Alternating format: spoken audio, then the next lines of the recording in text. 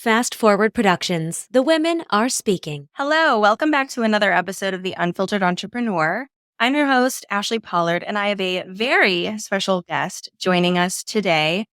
I cannot shout from a mountaintop how much I respect and appreciate this woman. She is someone who hired me for a VIP day, was in the Do-ers for a hot second, and I've been able to see her business really go through changes, adaptations, tests, which has been really cool. I think it's very interesting and very fun to be able to see all the different ways that our business changes and evolves and all the things that we try. She's by definition a leader. I mean, by the way that she encourages her audience to be their best, from the way that she shows up so authentically in herself.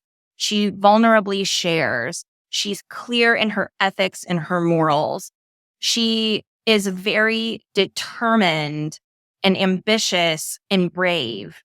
All of the things that I want in someone who I'm supporting and who I'm watching grow. She's just such an epitome of those kinds of traits. I love her to death. I respect her to all hell. I love her. I can't wait for you guys to love her too. Give her a follow, tune in. And here's the thing. She has so many good takeaways that I hope that you guys have a notebook ready to just jot down some ideas, because even talking to her myself, I was like, ooh, that inspired me to think of this, or ooh, I need to check on this in my business. So make sure to do that. Make sure to give her some love. And now let's get into our interview with Sasha of Daring Creative.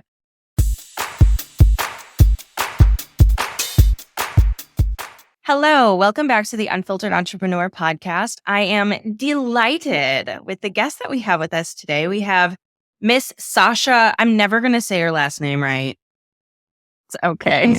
How will we say your last name? Literally no one knows how to say it. It's just Fedunchak. It's Russian. Fedunchak. So that's not even that hard. Okay. Of Daring Creative. Sasha and I have such a great relationship. We have worked together in like a mentor-mentee capacity. I've come to her for things. How long has it been now since we first started working together? I think about a year. I think our first VIP day was like end of September, but I had been following you for like months and falling in love with you for months before that. But yeah, I think our first VIP day was September. I did the Do-ers. We did 1 million calls since. So yeah, almost a year. Yeah. And it's so funny. Like I find that people either watch from the sidelines or they get involved in one thing and then they get what they need. Or we have people who are really just involved in all different capacities, and you've been in the Do-ers and you've done group programs. And I believe, maybe I'm wrong, you've done a VIP day. So it's been really cool for me to see how your business has changed. But more than anything, it's been really cool to see how you have changed and stepped into your leadership and stepped into your confidence more. Not that you weren't a great leader or confident before, but to see that has been really remarkable. And I want to dive into what you're doing and how incredible it is. But I want to hear you tell us about Daring Creative. If people haven't heard of your business, if they don't know what you do, tell us first about the work that you are doing at Daring Creative. Yeah. So the short story is we are a brand consultancy and creative studio. So we do a lot of brand strategy, brand consulting, and then the creative side of things. So brand design, website design, photo shoots, creative direction, and videos. That's kind of the basics. And what's interesting is that you started, and correct me if I'm wrong, with like the beauty space, but it was because you had a personal connection to it. You ran, I believe it's a tanning studio, salon. I don't know the correct terminology. Yeah. Girl, I don't know either. It was the craziest story. I was in marketing, branding for communications for 15 years and just was fed up with the corporate life, the whole thing. And one of my girlfriends at the time just said, why don't you start spray tanning, a mobile business? Like you can learn how to do that. I literally am not a spray tan girl. Like I had one spray tan in my entire life, and I started to look into it, and we were in the Philadelphia area at the time. And I saw all these businesses that were just marketing themselves and had terrible branding. And I thought, you know what, I can do this and I can blow it out of the water. So that's what I did. Within 6 months of doing mobile spray tanning, I opened up my storefront, like right on Main Street in Philadelphia. And that was wildly successful until COVID. And then some personal things happened. So I shut that down and I realized, I built such a great, profitable, amazing, like successful brand. I was in Philly mad. We were growing like crazy. Why don't I just do this for other businesses? So that's kind of how Daring Creative started. I went back to my roots. And then everyone in the beauty industry knew me, or not everyone, but I had those connections. So that's why about 90% of our clients now are in the beauty service industry. It's so Crazy cool how it because happened. I feel like in a time where everybody wants to be following their dreams, and which I stand for, we forget that detours that feel misaligned are so important to get us moving in the right direction. So you're saying I wasn't a spray tan girly. I'm not even like a consumer of the industry really. So tell us a little bit about like diving into a new industry, one that you were like, I'm not really a consumer here. It's not really my thing. What was the motivation for that? And did you have any problems feeling like this isn't really what I want to be doing? Yeah. So I think the thing that made me dive into it was like the first thing I did was, competitor research, just knowing that that's important. And I saw that, okay, there's a great profit margin here. I mean, literally a 15-minute service, you're making like $75. My husband being an accountant, I knew that those margins were really, really good. But I think the biggest opportunity I saw was there was just a white space for a really well-branded customer experience with this whole mobile spray tan industry. And now this was like 2018, 2019. So now it's definitely a decade. So first thing I saw was there's just an opportunity here. And I was just hungry to start playing the entrepreneur game. Honestly, I was like, this seems like a good idea as any. Yeah, you To saw just the kind of get my foot opportunity. in the door. Yeah. So that was kind of, what motivated me. I started listening to podcasts. I did all sorts of training programs. I'm a huge nerd. I'm like, I have to know everything before I go and do something. Yeah. So that's how that started. And then your second question was like, did I have that like imposter syndrome or feeling like I don't really belong here? Yeah. Definitely. I did, because I felt like the whole time, like you kind of said this earlier, I was like, I'm not a spray tan girly. Like the connection to selling spray tans when I myself really, I hate to say it, but like I don't even really like to do it. Like, it makes me smell weird. Like it just does not work for me. So for me, I really had to shift my mindset to I'm not just selling a spray tan, I'm selling an experience. And that was, built in my foundational understanding of branding, of marketing, of customer experiences, of like where the economy was going. So as soon as I made that shift to that, I was like all in. I was super excited about it. And it's such a great way to reframe, because what I like to share with people is that if you find yourself in a situation where it is not the work you want to be doing, find a takeaway or a way to build a skill set in a way that it'll benefit you in the future. For instance, there was a job that I hated and I was like, well, at least I get to really learn Excel or like, at least I get to really learn this. And now a lot of your business is about experience, experiential marketing, the depth of relationship you have with consumers, clients, etc. So it's interesting that kind of kickstarted everything, is that you said, I don't even care that I'm running a business. I want to create an experience. And now your whole business is kind of like in the experience phase. What do you think it is about you personally that likes viewing your work as an experience, a connection, marketing as a connection? What do you think it is about you or your beliefs that make that important to you? Yeah, that's a great question. So let's just uncover all the layers real quick. I'm an immigrant. We came here. I don't have an accent anymore because I've been here over 30 years, but my entire life, we moved so much and we had very little stability, very little community. I'm 35. I have officially lived in 30 plus homes and apartment in my entire life. So that just tells you like how frequently we've moved. And it was always hard for me to feel connection, to my friends, to communities. And so now as an adult with a lot more control over my life and a lot more stability, I really see connection to other people as the most important thing we can do on a one-on-one basis, on a brand to consumer basis, on the biggest global scale that you can imagine. And so I think that the people who make that connection a priority, whether it's a brand, whether it's, a small solopreneur, like I have so much evidence that it works, not just for profitability, but for longevity, for scaling, for like feeling good about what you're doing. So for me, it's definitely the root of everything is that connection with other people. Yeah. And it's interesting because we share that really strongly, right? The vulnerability, the honesty, the connection through brand messaging. Dial Zero Marketing's entire tagline is speak to someone. So obviously you and I have that through line there. And I'm curious your take on this because as somebody who's really focused on building connection, memorable assets, let's say, creating a really strong brand identity, we're living in a world where Instagram tips are so opposite of each other. There's the one side that says post anything, post consistently, don't stop posting, post anything, like make it messy, get it up.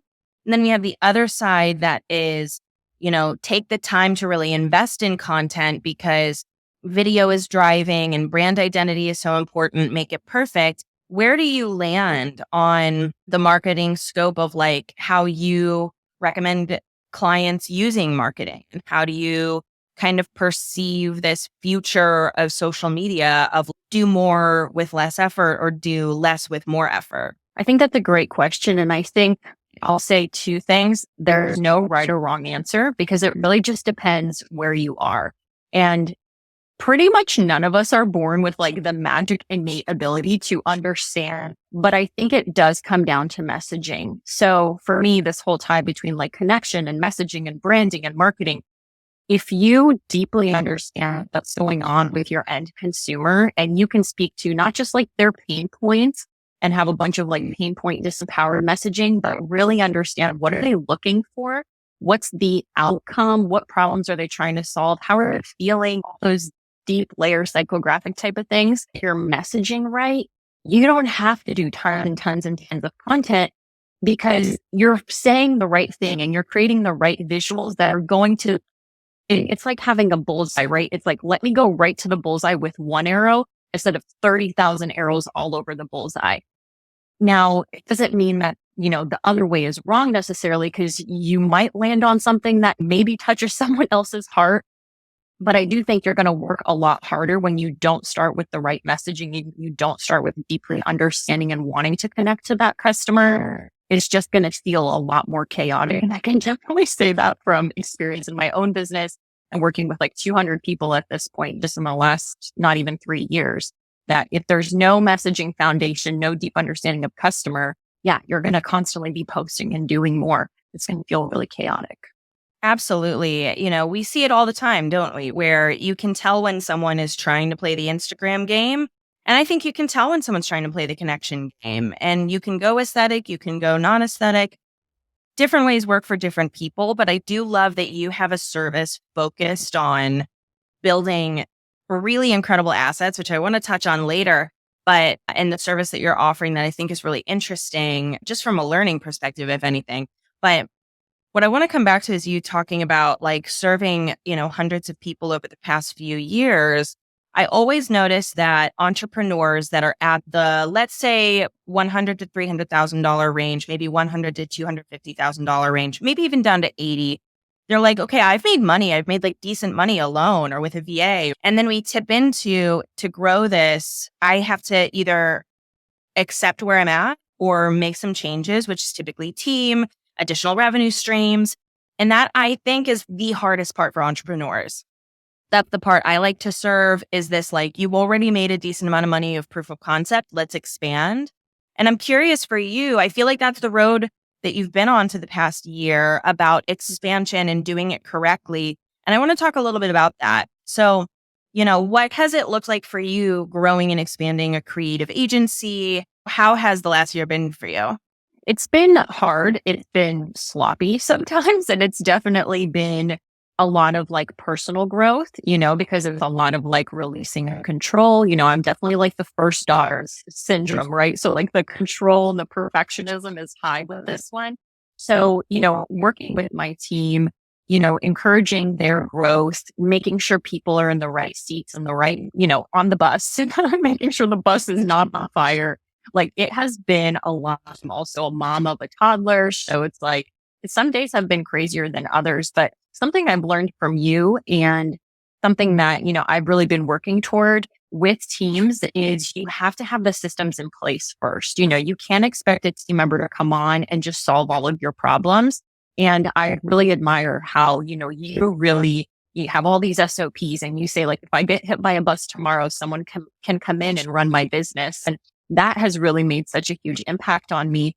We have an agency manager now who's taking all of the SOPs and all of the things we've done in the business and going even further and deeper with really making sure that we don't just have a well-oiled engine, but like the entire machine is running as flawlessly as possible. So I think the amount of focusing pressure on off your shoulders too, I always tell people the health of your business is almost always dependent on how much you're trapping in your brain. Like the less you get out of here, the more you get written out somewhere, the more that your ideas are chronicled somewhere, or like whatever it is. It's so nice to know that you are not the gatekeeper of all of the operations of the business, so that I check in with the team on Monday and I pretty much talk to them maybe once or twice through the week, and they manage all the client relationships, the deadlines. They're having sideline conversations. Hey, we have a question about this. And I can fully trust that everything's up to par. There's clients I don't even know what's going on with them anymore because they've been with us for a year and a half and the team is fully managing it, which is great. So I love that you took that away because I think that that's the biggest win. I think the big and the hardest, to be honest, to get your brain out and documented somewhere. So it's great that you have somebody doing that. You mentioned that it's also taken like some personal growth. Without, going too deep or too uncomfortable, like, can you share anything that you've maybe learned that other people can learn from you or with you or feel validated in that has been an eye-opening about like, I really needed to XYZ, know, love, send forgiveness to, whatever, about myself in order to grow and escalate this business? So many things. Probably the biggest thing I've taken away is in the past year, or I would say a couple of years, is I really see entrepreneurism as a game. And I think a lot of us have this. So I'm not even going to say like I have an addictive personality because I think like it's human nature to like see wins and like want more of them. Right. So for me, I've kind of did develop like an addiction to the game. Like the game became a priority above my health, way above my marriage, not above my daughter, but above literally every other thing. It was like my daughter and the game. And the game really became my identity. It was all I could think of all the time. How do I win? Where do I put these pieces into the right place? And I didn't get too upset if, I had a bad day or a game wasn't going well because I knew I could keep playing the game. And I think recently I've made this shift where instead of like being the game and the game being my life, it's just part of it, really seeing myself as a business owner and not like so immersed in this world that I can't get out. I don't know if that's like too heady, but I think that's really been the biggest I think that's personal super shift valid for me. Yeah. Like you can enjoy it. You can love it, right? I know you're this way too, like so ambitious. Like we just love what we're freaking doing, but it doesn't have to literally encompass every cell of your soul. And that's hard when you love something so much and you are kind of addicted to playing it. There's got to be other things in your life that you do. And, that's why you have the team and the systems and all of those kinds of things. And so for me, it hasn't just been releasing control. I want the business to be perfect. It's been like, you can't just be playing this game 24/7. Yeah, it's like baseball, right? I don't need to be the best in the league. I don't need to go down in history, but I want to play a good game and I want to play the game for a long time. And that means that I'm going to be at bat for pretty hard for a couple months of the year. And then some months of the year, I'm going to be at home watching TV, like resting, right? And and granted, like still practicing, still in the game. But, I think it's so important to have these like push periods and rest periods, which I talk about often. We have just exited a push period that we've been in since May. So May, June, all of July. I typically do them for 3 months. And we can rest about until October, which is phenomenal. We're just coasting. We're not bringing on any new clients. We have a phenomenal profit. And it's just really nice to know that we put in the work. We got to a good place. Everything is unfolding for us the way that we want to. And it helps with the longevity. It's like I said, I don't want to be Derek Jeter. I don't want to be Babe Ruth.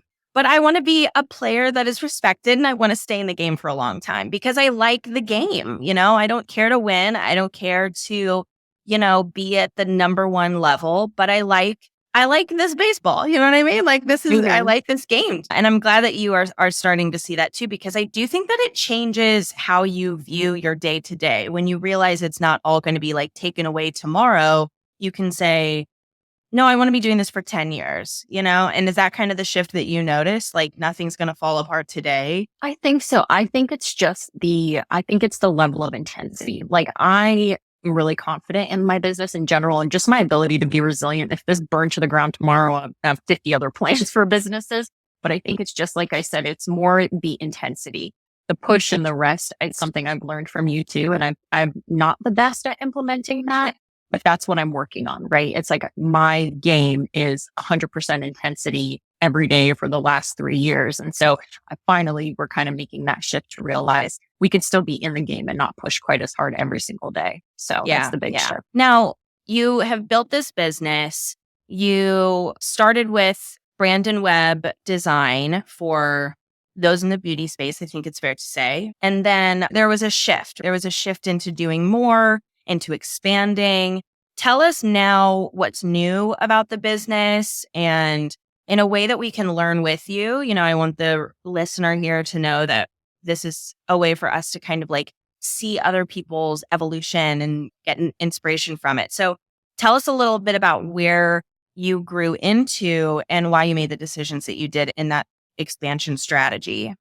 So we started out literally just branding and web because that's kind of what I learned to do for my spray tan business. I did a little bit of like strategy, a little bit of consulting. I'm also went through like a certified professional coach program back in 2018. So I did a little bit of like coaching too. Didn't feel super good for me. So we definitely moved away from that. But with branding and web, honestly, sorry to the listeners, but I just got so bored. Like to me, I was like, I'm just bored doing this. And I started to see a lot of patterns with our clients too. The patterns that you just got branding done and that's it. And then what are you doing with your logo? Absolutely nothing. So what's the point of spending all this money to just have a nice logo for your Instagram? I saw not so much, the shifts in the industry, but just more patterns between who are the clients that are really hungry to build these brands to, change the world with their ideas and their visions and movements, and what do they need? And so the more I started to think about what do those women need, what are, those ambitious entrepreneurs looking for, that really helped me figure out where do I want to take their creative. At one point, we did do some social media strategy and social media management. And that was the worst decision ever because I hate that stuff. That's not for me. And it was a really tough 6 months while we offered that service because it felt so misaligned. But paying more attention to, okay, these incredible entrepreneurs are wanting to go deeper and expand. They want to be speakers. They want to be featured in magazines. They want to open up second location. Well, they can't just have these crappy photos that don't actually tell a story, right? Or I would hear all sorts of stories from people saying, I'll need to do videos or photos, or I want to build upon my brand. I don't know who to go to for that. Those kinds of services, the more media services have always been my passion. And I've had just tons of experience in my corporate life. So we brought that on at the beginning of this year.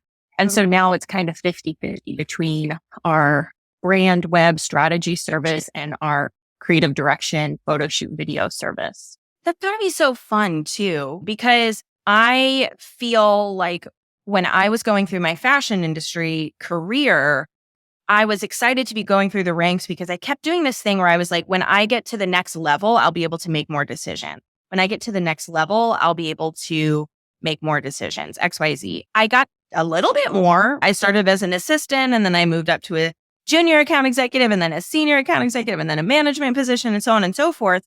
But I never actually felt like, even though I had quote unquote, maybe some additional decisions that I got to make, I never really felt like I got the control that I wanted. And I knew that I knew best. And it wasn't that I knew best and someone was wrong. It's that I had an idea and I wanted to see it through. And it must be so fun to be able to dive in with clients and say, what if we do this crazy thing? What if we showcase things this way and bring in your level of creativity? Do you find that people are trusting you and like letting you really take the lead there? Oh, yes, That's 100%, so fun. 100%. Because I value relationships and connection, so much of our business really are just our continuous clients. Like some clients, like we just cannot get rid of them, which I'm super happy about, So they maybe did branding with us 2 years ago. And since now, they've gone through rebranding and a new website and a photo shoot and a video shoot and our design on demand, creative service retainer that we have. So it's really cool to see that level of trust and to be able to really grow with our clients. To me, that's the most rewarding thing. Like I don't want clients on a conveyor belt. I'm not trying to get new lines of clients all the time. To be able to grow with, 10 to 30 of our clients for the next 10 years would be like the greatest gift of all time. Yeah, going really deeply with clients and understanding their brand super, super well, which is exciting. It's very fun. Tell us a little bit about this icon, becoming the icon and this alter ego. Inform the audience a little bit of this alter ego vibe that you bring into your work. Okay. So the whole alter ego effect, it's obviously comes from this guy, Todd Herman. I love this book. It's a great book and a fascinating just understanding of identity. So his whole thing that I got obsessed with, I think like over a year ago when I first read the book and really have pulled it into our service here is we have alter egos. He studied, the best athletes, politicians, leaders, like the top of the top, the creme de la creme. And basically what he found throughout all of these conversations and work with these people is that before they get on the field, right, the hypothetical field, they tap into an alter ego. They don't walk on the field as like Sasha the mom, like Sasha the wife whose husband is pissed off at her yet again, like they walk into the field as that alter ego version of themselves. And that's what allows them to perform at the highest level. And another really interesting thing that he talks about is this alter ego isn't some like made up or scary version. It truly is who we are. And this idea of like, we're only one person, we only have one identity is not true at all from his perspective.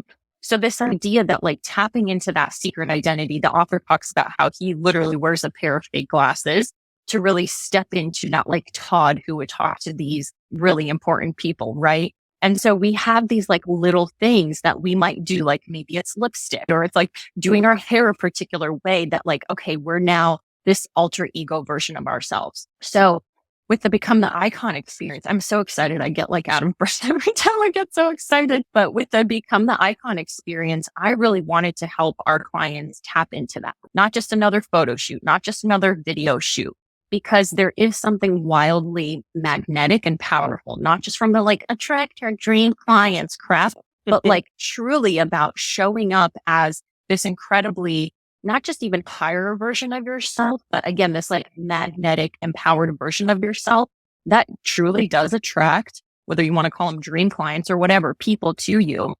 With our Become the Icon experience, we do the work in the creative direction to really figure out like, is your alter ego? What are you trying to sell in your business? What's the music that makes you feel like your most powerful self? We understand poses. We understand everything that's kind of happening, everything from color psychology to editing to say, what's really going to make you feel like you really are your customer's number one choice? And we bring all of that into the strategic work of planning so that then on photo shooting and video shoot day, it's just like the best day ever. Fun. Yeah. It's interesting because I always tell people to not sell so much with deliverables. You know what I mean? Sell with emotion, because the emotion, the feeling, the takeaway, the win is going to get them so interested, they'll book a call with you. And that's where you go into the nitty gritty. So in essence, we're selling a discovery call with the emotion, with the brand, we're selling interest. And then when they dive in, they go to a website, they book a discovery call, they go to shop on your e-com store, wherever it is. That is where they can understand the dimensions of the journal or how many minutes they get with you or what the price breakdown looks like. And there's a space for that. And I think what you're doing is so great because we're almost saying amplify that emotional aspect, whether it is the side that everybody sees or the side that you hide, that you want to like let loose here. Because it's funny, I almost think my alter ego comes through in my social media and in my marketing as softness. Like I have like a soft alter ego because I am like a direct, straightforward, cut to the chase kind of girly in my day-to-day life, where in my business, I feel like it's my space where I can be vulnerable, I can be honest, I can share deeply. So it's really funny that you say like, it's not a made up aspect. It's not a character you play. It is a version of you that you're expanding on, And I've seen the results. Like, tell us about like a project that you had so much fun with, because the assets produced out of this project, because I've seen you post about the end results and the before and afters. Tell us about a project that you just had so much fun with, because they look insane. They look so fun. Yeah. We actually have literally 3 coming up this week, leaving tomorrow, and 3 more now in August. So it's like crazy. This is really taking off for us. But I think, one of the ones that I really enjoyed, woman flew all the way from Florida to Philadelphia when I lived there at the time. And her alter ego, if you've ever watched the show Queen of the South, her alter ego was literally like La Hesse. She's like this drug lord queen or whatever, which my client is not. My client is actually an esthetician, but tapping into that power, with her outfit choices, with the editing, with, her flinging her braids in some of the shots. And we're on this rooftop in the freezing cold, but it really helped her feel so powerful. And then have these assets that when she's talking about her business or she's showcasing, she does like coaching now too and different programs. So it's outside of just doing, I'm another esthetician, here I am doing a facial. It gave her so much media that really showcased the energy that she brings specifically to her business and to like her cohort, her course and program and things like that. And so that was a really fun one because literally, the whole time she's like, I'm La Hesse. And I was like, yes, you are. So being able to just show up to a shoot and not be nervous and not think, oh, what should I be doing? And what should I wear? And really be able to just unlock that alter ego. It changes the game entirely. It's so fun, isn't it, too, to see people feel more confident right in front of you, more empowered. Like that has to be the best feeling in the world. It is. And I think also, I always say this with everything we do is like, we don't just make pretty shit. Like I have the brain that is truly half and half creative, half strategic, because with everything we do, I'm like, can you use this? Will this make you money? Will you feel good about posting this and promoting your business? So I feel great that they feel great, of course. But my end goal for my clients is always like, will this help your business grow? And I think not just showing up as another photographer, another videographer, making something cool. I think that's really important to keep in mind too. Well, and it's such a good point because I think that what everyone can kind of learn from this is that like playfulness matters and levity, like lighten up a little bit, have fun, feel into yourself. And also, I'm sure a lot of like connection and learning from the audience is infused into this, right? What are they responding to? What do they like? What are they craving? What are they loving from other people? Market research, etc. So all of this is true marketing 101, but I think what's so fun about watching you do it is that I don't see anybody doing it with as much fun and playfulness as you can tell you have with your clients. So if anyone is trying to figure out how do I become the icon and DIY it because I only have $500 and I'm just starting, it's playfulness. It's just like, have some fun. Do you agree? Yeah, 100%. I think, it comes back to the first thing we talked about around connection is like, we don't want to connect with robots. As much as I love strategy, we're not connecting with strategy. Like the strategy should be the most implicit part of it all. And so I think the more that you can tap into who am I? How can I have fun? But also, like you said, what am I trying to do? Like, just what's the purpose of who am I trying to connect with? Those are the only 2 questions you need to ask yourself. And you can absolutely DIY this experience. Yeah. 100%.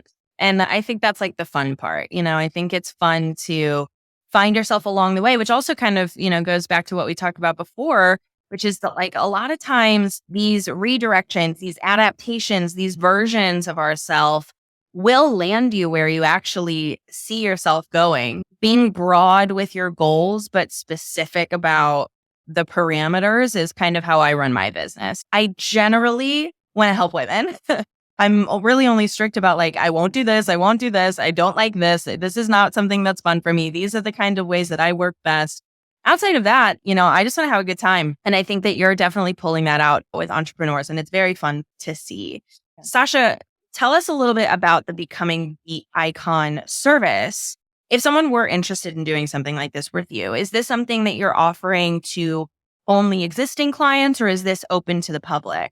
Yeah, this is open to the public for sure. I'm located in Wilmington, North Carolina, but I am traveling for this service. So I'm going to Dallas this week and back to Philadelphia next month, probably going to the Northwest here in a couple of months as well, which is really exciting. So it's definitely open. The way that it works is we have a couple of different tiers or packages, obviously, that we offer. One that's just photo shoot only, but we definitely recommend the photo and video shoot. And it all starts with creative direction. So it all starts with really understanding your brand. Obviously, it feels a little bit more, I don't want to say easier, but it's, with the clients that we've done some work with, it's easier to understand what is your strategy, what is your brand. But if you have done that work previously, for sure, you can still work with us. But we definitely are looking for those people who have a good grip on kind of where they are and where they want to go. Let's just say it that way. Sasha, I'm obsessed with you. You are one of my absolute favorite people that I've met in the online space. I'm honored to know you. If people are also as obsessed with you as I am, where can they follow you? Where can they learn more about you? Where can they learn from you and all of the fun stuff that you share on social? Yes. So on social and Instagram, we're at daringcreative.co. Not the best at TikTok or any of those other platforms right now. So definitely, Instagram is the best place to find us. And our website is also just daringcreative.co. Amazing. Now, we always end with a little bit of a rapid fire Q&A. So, first thing that pops into mind, not going into too much detail kind of thing. Are you ready? Yeah. What would you title this chapter of your life? Rebirth. Ooh, great one. What is a mistake you've made recently and what did it teach you? Make time for yourself or your body will do it for you. Oh, God, that's a good one. What do you wish more people knew? And that is vague for a reason, however you interpret it. I wish more people knew how to communicate with each other instead of jumping to assumptions, being mean, all that kind of stuff. Yeah, both of us are very anti-bullying in the online space. We really are. Which I love about you. If you could have known anything you know now when you started your business, what do you wish it was? Charge more for your services. Don't undercharge. Louder Did that for the way people too on the damn back. long. Yeah. Woo, started with those $50 logos, girlfriend. That does not feel good. Yeah, it started with $40 calls. So you and I are about in the same boat. I get it. Yeah. No more. Well, no more. Sasha, I cannot wait to see how you explode and grow in your future. It has been incredible and so inspiring to see just the change you've made in the year since we originally had our first VIP day. You have clearly thrown spaghetti at the wall, and it seems like you've really found, I know where I'm going, I know where I'm heading. If you guys aren't following Sasha, now's the time to do it because you're going to see someone making aligned action and it's going to be the coolest thing to watch. But Sasha, thank you so much for coming on here. Thank you so much for being so open with me, with the listeners, with the viewers on YouTube. Any last little glimmers that you need to share with the audience, or are we good to go? I just wanted to say publicly for the millionth time, thank you so much. You've been so huge. I mean, the impact you've made, not just financially in my business, but emotionally, every time I listen to your podcast, I feel like I'm listening to a friend, and the world honestly just needs more people like you. So this is just such an incredible thing that we've just done. And I just want to thank you so much and the impact that you've had on me and so many people. And there's just no words. So thank you so much from the bottom of my heart. I just really appreciate you. Oh my gosh, you're so sweet. I mean, you have to understand, it's an honor, and not everybody trusts me. And, there's hesitations and reservations and, that whole thing. And you've really trusted me and it's meant a lot to me. It really has. So thank you as well. Thank you for doing this. Thank you for your kindness. Guys, everybody give Sasha a follow. She's incredible. She's wise. She's funny. She's vulnerable. And she's insanely creative. Thank you again for coming on here. We will see you guys next time on another episode of The Unfiltered Entrepreneur.